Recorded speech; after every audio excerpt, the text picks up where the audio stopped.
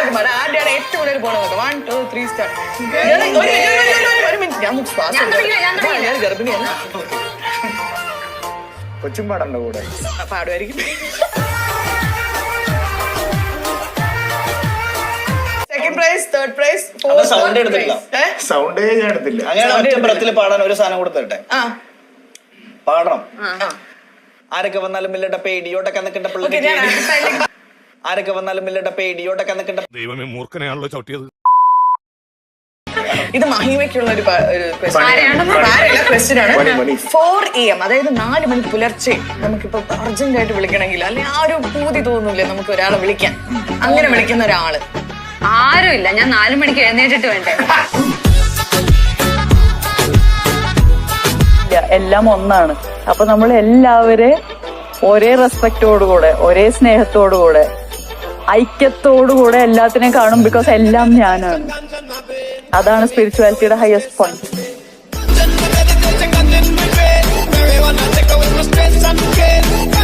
Sir സൂചിപ്പിച്ചതുപോലെ ഭാവിയിൽ SFIക്കാർ ആകേണ്ട കുട്ടികളാണ് എന്നൊക്കെ ധരിച്ചു വെച്ചിട്ട് അവരെ ഇപ്പോഴേ ട്രെയിൻ ചെയ്യുന്നതാണെങ്കിൽ പിന്നെ അതിനകത്തൊന്നും പറയാനില്ല. അപ്പോൾ SFI ആണെങ്കിലും KSU ആണെങ്കിലും MSF ആണെങ്കിലും അങ്ങനെ വിദ്യാർത്ഥി പ്രസ്ഥാനത്തിലേക്ക് പോകുന്നതിന് ട്രെയിനിങ് എടുക്കുന്നതുകൊണ്ട് ഒരു തെറ്റുമില്ല. ഇല്ല സാറേ, കാരണം ഇപ്പോഴേ പിടിച്ചാലേ വരും, കാരണം ഉള്ളവരൊക്കെ പോവല്ലേ.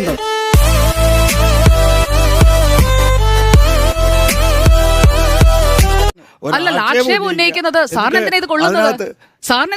കൊള്ളുന്നേ കേരളത്തിലെ വിദ്യാർത്ഥി സംഘടനയോട് വളർന്നു വന്നിട്ടുള്ള ആളാണ് ഞാൻ. എനിക്ക് എന്തെങ്കിലും രീതിയിൽ ഇങ്ങനെ 4 ആളുടെ മുമ്പിൽ ഒന്ന് വർത്തമാനം പറയാൻ കഴിയുന്നുണ്ടെങ്കിൽ അത് വിദ്യാർത്ഥി സംഘടനകൾക്ക് മാത്രമുള്ള ക്രെഡിറ്റ് ആണ്. ശരി, ഞാൻ സ്കൂളിൽ പോയി പഠിച്ചതുകൊണ്ടാണ്.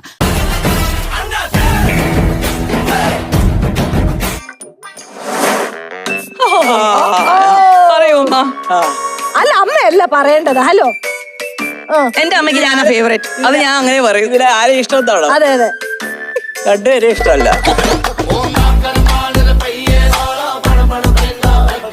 ഇന്ന് ഈ പാട്ട് സെലക്ട് ചെയ്യാനുള്ള കാരണം എന്താണ്? അല്ല, ഈ പാട്ട് എന്ന് പറയുമ്പോ ഒരു പാട്ട് സെലക്ട് ചെയ്യണമല്ലോ.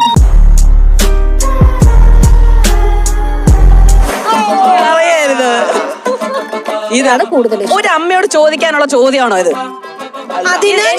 സൂപ്പറാ എന്ന് പറയുന്ന പ്രോഗ്രാമിൽ യോജിച്ച ചോദ്യമാണോ ഈ പ്രോഗ്രാമിന്റെ ആങ്കർ ചോദിച്ചത്? പൊളിറ്റിക്കലി കറക്റ്റ് അല്ല. തെറ്റാണ് സുഹൃത്തെ, തെറ്റാണ്. അമ്മക്ക് എല്ലാ മക്കളും മലയാളക്ക് എന്താ പറയാ? ഞാൻ ഉത്തരം പറയാനുള്ളത് എന്റെ പ്രൊഡ്യൂസറുടെ എനിക്ക് ചോദിക്കാനുള്ളത്, പുള്ളിക്ക് വലത്തെ കണ്ടോണോ ഇടത്തെ കണ്ടോണോ?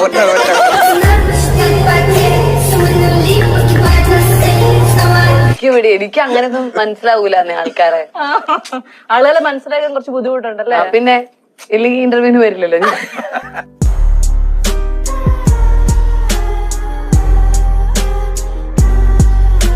നീ ഭൂമിക്കൊരു ഭാരമാണല്ലോടാ എന്ന് ഒരാളുടെ മുഖത്ത് നോക്കി പറയാൻ അവസരം കിട്ടുകയാണെങ്കിൽ ആരോട് പറയും? വീണയോട് പറയും. ക്വസ്റ്റ്യൻ എന്താന്ന് വെച്ച് കഴിഞ്ഞാൽ, who is Padmini, where is Padmini, what is Padmini? എന്നാ പിന്നെ പടം കാണേണ്ട ആവശ്യമുണ്ടോ ഇത്രയൊക്കെ പറയാമെങ്കിൽ? പത്മിനി പറ, ആരാണ് ഇപ്പൊ ഇതിൽ ആരാ പത്മിനി? അങ്ങനെ ഒരു ക്യാരക്ടർ ഒക്കെ ഉണ്ടാവും. പറയത്തില്ല.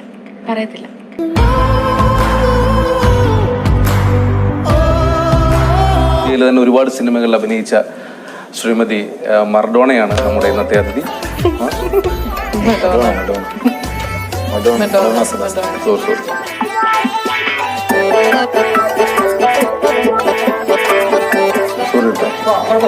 പക്ഷെ അത് ഭയങ്കര ഹിറ്റായി പോട്ടെ.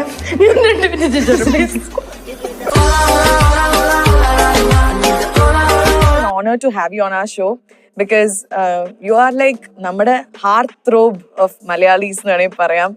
And we just love you, Chakocha, and you looking so handsome today, so happy today to have you on our show. ഇത്രയൊക്കെ പറയണമെന്ന് എൻ്റെ അടുത്ത് പറഞ്ഞിരുന്നു. Emotional, damn it.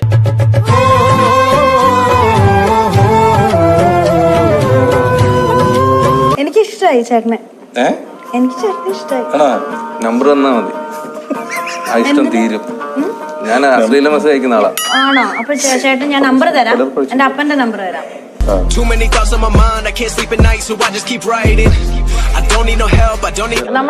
നമ്മുടെ ലൈഫിൽ ടെക്നോളജി നമുക്കറിയാം. ഇപ്പൊ നന്ദിനി ഇപ്പൊ ഇങ്ങോട്ട് വരാനാണെങ്കിൽ പോലും ഫോണിലും ടെക്നോളജിയും ഒക്കെ എത്ര മാത്രം നമ്മൾ യൂസ് ചെയ്യും.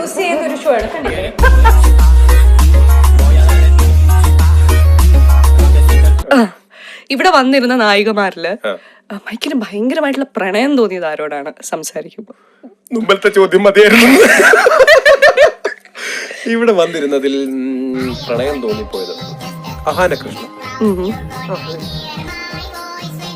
ഐ മീൻ ഇത് സംസാരിക്കുമ്പോ ഒരു വൈബ്, ഒരു ഇഷ്ടം, ഒരു ഇൻഫാക്ച്വേഷൻ അത്രയ്ക്ക്. It was at this moment that he knew he fucked up. Shalvin bro ഉണ്ട് അവിടെ, അതല്ലാതെ വേറെ ആളും കൂടെ ഉണ്ട്. ലവ് ടുഡേ സിനിമ ഉണ്ടോ നീ? ലവ് ടുഡേ കണ്ടെന്ന് പറ. കണ്ടിട്ടില്ലെങ്കിലും കണ്ടെന്നേ പറയാം, കണ്ടെന്ന് പറ, അറിയാമെന്നെങ്കിലും പറയൂ. കേൾക്കും.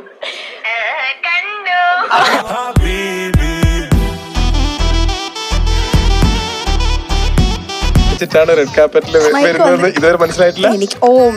Don't ask me that question. You always roast me. പിന്നെ ഞാൻ ആയതുകൊണ്ടും എനിക്ക് ട്രോളുകളെ പേടിയില്ലാത്തത് കൊണ്ടും ഞാൻ പിന്നെ ഓരോന്നൊക്കെ പറയും. ആ കണ്ണീരൊക്കെ തൂത്തിട്ട് പറഞ്ഞു.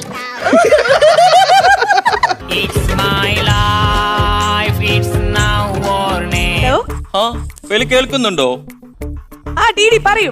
അപ്പൊ എന്താണ് ഇപ്പോ അവിടെ നടന്നുകൊണ്ടിരിക്കുന്നത്? എന്താണ് ഇപ്പൊ, എന്താണ് അവിടുത്തെ ഒരു അവസ്ഥ? ഇപ്പൊ ആക്ച്വലി ഇവിടെ ആരും നടക്കുന്നില്ല, എല്ലാരും ഇരുന്നുകൊണ്ടിരിക്കുക.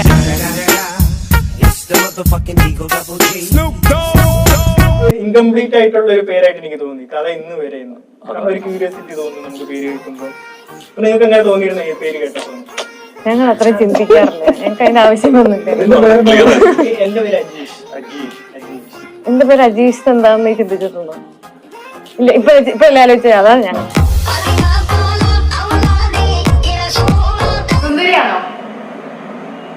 സുന്ദരിയാണോ എന്ന് വെച്ചാൽ അത് എനിക്ക് പറയാൻ പറ്റാ. ചാടുന്ന് പറഞ്ഞല്ലേ ചേച്ചി പറ, സുന്ദരിയാണോ അല്ലയോ?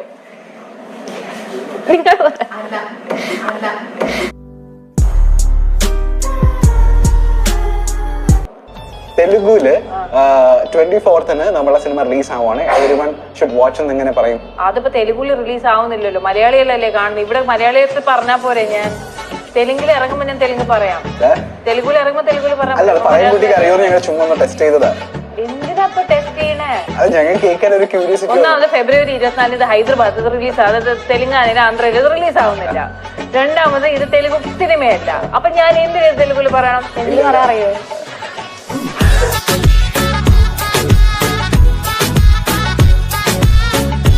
പ്രണയ സിനിമകൾ കൂടുതൽ അഭിനയിച്ചിട്ടില്ല എന്ന് പറഞ്ഞു. ഇതൊരു നേരത്തെ തുടക്കത്തിലുള്ള പല രീതിക്കാണ് പ്രണയം എന്ന് പറഞ്ഞല്ലോ. നമുക്കൊരു പ്രണയ സിനിമയിൽ അഭിനയിക്കുമ്പോൾ നമ്മുടെ മനസ്സിലേക്ക് നമ്മുടെ കോളേജ് ജീവിതം, സ്കൂൾ ജീവിതം ഒക്കെ ഓടിയെത്താറുണ്ടോ? എങ്ങനെയാണ്? ക്യാമ്പസ് ജീവിതമൊക്കെ ഉണ്ടല്ലോ. ഇല്ല, എന്റെ ക്യാമ്പസ് ജീവിതമൊക്കെ ഞാൻ കോളേജിൽ പഠിക്കുമ്പോഴും സിനിമ ചെയ്യുന്നുണ്ട്. അപ്പൊ എന്താ വെച്ചാ ഈ കുറച്ച് ദിവസം കോളേജിൽ പോവാ, കുറെ ദിവസം സിനിമയിൽ അഭിനയിക്കുക, അങ്ങനെയാണ്. അപ്പൊ എനിക്ക് പ്രണയിക്കാൻ സമയമില്ല, സൗകര്യമില്ല. ചേട്ടനല്ല, അങ്ങനെ ഇന്റർവെല്ലായി. ഇന്റർവെല്ലായി നിൽക്കുന്ന ഇന്റർവെല്ലിന് മുന്നേ ആ സിനിമയിൽ ട്രാഫിക്കിൽ ഏട്ടൻ മരിച്ചു, ഇന്റർവെല്ലിന് ആക്സിഡന്റ് ആയിട്ട്. അപ്പൊ അമ്മയുടെ അടുത്ത് ആരോ വന്നിട്ട് ചോദിച്ചു, ബ്രേക്ക് ഇന്റർവെല്ലായല്ലോ, അമ്മയുടെ അടുത്ത് ആരോ വന്ന് ചോദിച്ചു, ചേച്ചി ഒരു ചായ പറയട്ടെ, എന്തെങ്കിലും പോപ്കോൺ അറ്റോ. എന്റെ മോനെ അവിടെ മരിച്ചു കിടക്കുമ്പോഴാണ് പോപ്കോൺ.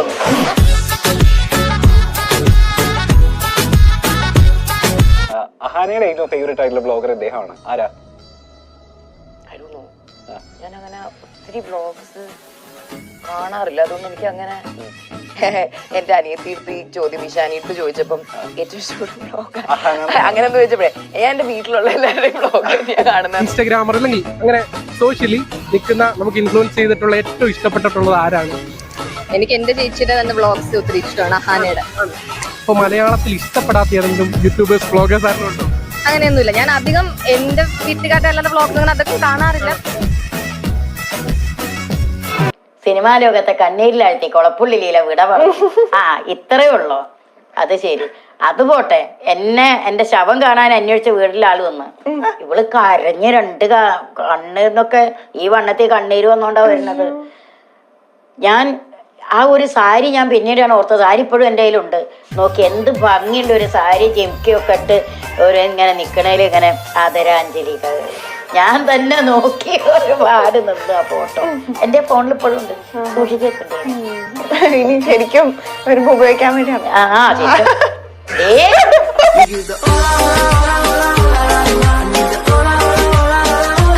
സെറ്റാക്കി സെറ്റാക്കി സെറ്റാക്കി സെറ്റാക്കി പോരെ